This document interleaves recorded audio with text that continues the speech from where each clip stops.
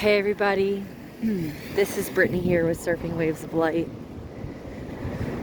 I am sitting outside on the beach right now, and for the first time in my entire life, I am witnessing the Northern Lights in person. I've lived in New Jersey my whole life, and I've never seen the Northern Lights here. And it is quite an exciting feeling. I wanted to make a video. For some reason my camera is not capturing, but I figured I would just make a podcast. So what's up, everyone? Thank you for listening to this video. There has been a lot of crazy stuff happening lately, everybody. There's a lot of energies going around, a lot of emotions rising to the surface. Very fluctuating energy, change energy, transitory energy. A lot of old energy being shifted in the form of people selling or moving away from their homes. Friends, couples, relationships of all different kinds moving into new phases. Careers ending. New beginnings coming through. I think we've actually hit we're about to hit our first level of stability of the 4D plane. Our whole lives have been challenging, and the past few years have most especially been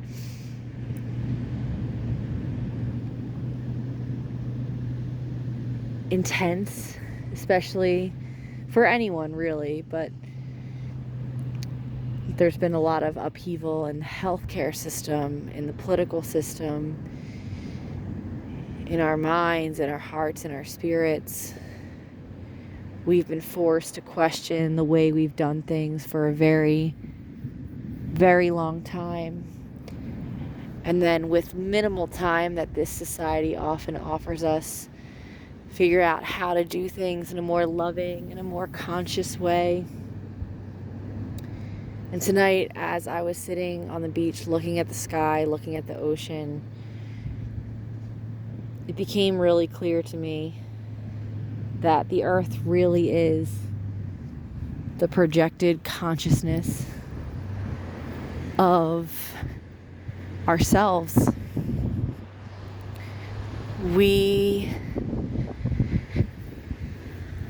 If we see upset in ourselves because someone is dumping trash in the ocean, we have to zoom out and see that the ocean is part of our inner reservoir of water, of emotion,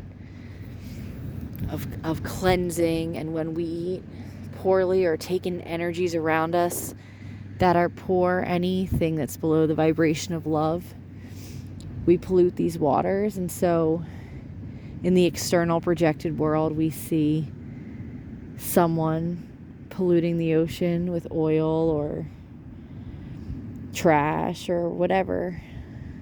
Name your substance. Anything we see out there is just us. And I think we've hit our first level of foundation. And this is a sign. And there's going to be signs for everyone. Things are happening now that have never happened before. We're really getting to the more exciting part. We've hit a shift, everyone. We have transmuted some really unloving beliefs through a lot of unloving emotions and ideas coming to the surface, us looking at them, us applying the new ways of doing things, of looking at how we feel, of not judging ourselves, of forgiving ourselves, of having an upset and letting it go and not holding on. We've done this to a significant enough level that we've been able to stabilize the energies to a higher plane.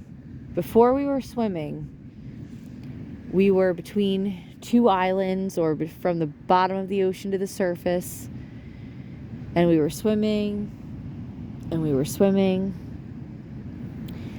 and for a while we couldn't see the end. We couldn't see the surface, we couldn't see the island that we were swimming to, and it has been in sight for a long time, and I think we're really close, or just getting onto that island. So we're entering a new level of stability. This level of stability will offer us more time, more space. We're going to be assisted in having more power. And see, the key to manifestation and power truly in this universe, it's not only surrender, a key factor, but the key to power is the amount of love that you can hold within you. And for a long time, the karmic cycles of this plane, the intention of this plane, was to truly experience free will, to truly experience the energy as it is, to allow darkness and light to coexist in an experiment, in an illusion, to see what the creative mind, the creative aspect could do. And the funny thing is, it actually is all powered by love. It is loving to allow an aspect of self to explore the lands far and wide. And just as you on this plane may experience the urge to travel to a place so different that you've never been before, in your higher consciousness as a one soul self, an aspect of the oneness wanted to know what darkness would be like. And so the oneness allowed itself to explore, allowed an aspect of itself to go, knowing that they could never really be out of love, but that they could experience anything they want. And so this world was created and projected, and we were all stuffed with unloving ideas and thoughts, which played out within our personal and collective lives. Death, destruction, sickness, war, murder, all these negative and gnarly things were allowed to occur, were allowed to be experienced, so that the soul could continue to expand in love. And at this time, love, oneness,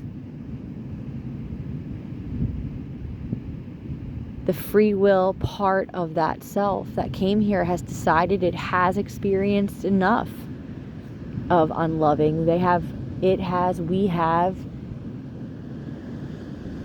Om has collected enough experiences of darkness, and it is time to bring the consciousness back up to home, back up to the awareness of love in full capacity. And we have just hit our first very, very significant foundation. And this foundation is going to feel really good. In fact, it's going to take some getting used to. After swimming across the sea to the surface for so long, your legs are used to kicking and not walking. Any of you who have ever went for a long swim will know that it is an interesting adjustment when you leave the water world and return back to land. You've all been working in the emotion and the thought and the belief and the ethereal, and your physical, practical lives have seemed chaotic and rude and weird and upside down your soul called to you, and your practical mind self was still very much trained into the old conditioning. And now, after having done the work of exploring the water of emotions, of ideas, the foundation has been set, and you are just starting to walk, dear beings. Truly, you are crawling on to the sand. In our realm, time does not really exist. And in the realm of time and linearness, which you understand, you are crawling. It's a very slow crawl. Imagine a toddler. Imagine the life cycle of a human. A human does not gain full maturity right away. It takes over 20 years in time. And out of time, each soul progresses in their own light and manner. And yet, as we move through this time, as you move from an unloving to a loving consciousness, allow for this. Allow for time. Allow for patience. Knowing that things will evolve. Knowing that this moment in time is for you to learn how to walk again. Many of you have been grinding and hustling and moving and shaking to get things to a steady place, to get more sustainable through your health, through your living situations, through your money. You have found ways to live more naturally, more equanimous with the surroundings, accepting what the world gives you as opposed to wanting specific things that you need. And now that you have created some equanimity, you are being given time. Because time is what you trade for things in the physical, things that are not real. Your time, when you're embodied, is your most precious item. And yet it is the thing that goes away when enough of it is given and the consciousness is raised. You are taught endlessly in the society to trade your time for paper and dimes and items. And yet these items can never bring you happiness. They can never bring you what you truly need. And there will always be an emptiness in them.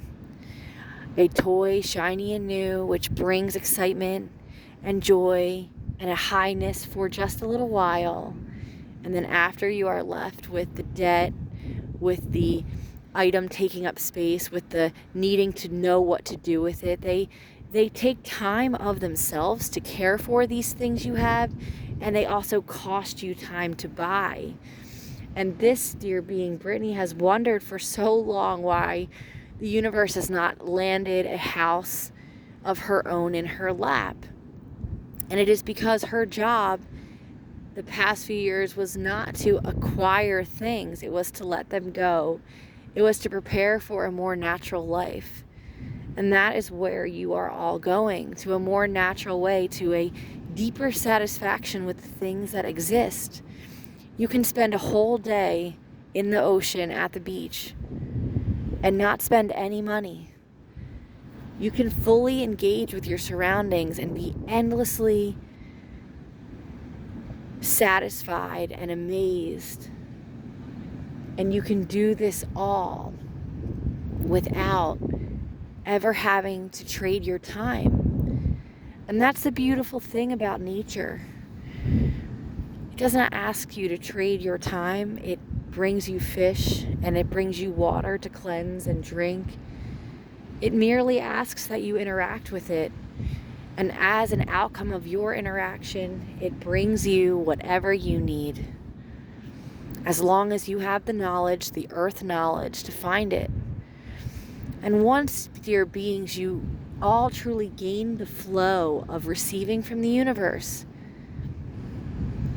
that is when time can be let go. That is when you can deeply ground into the knowingness of who you are.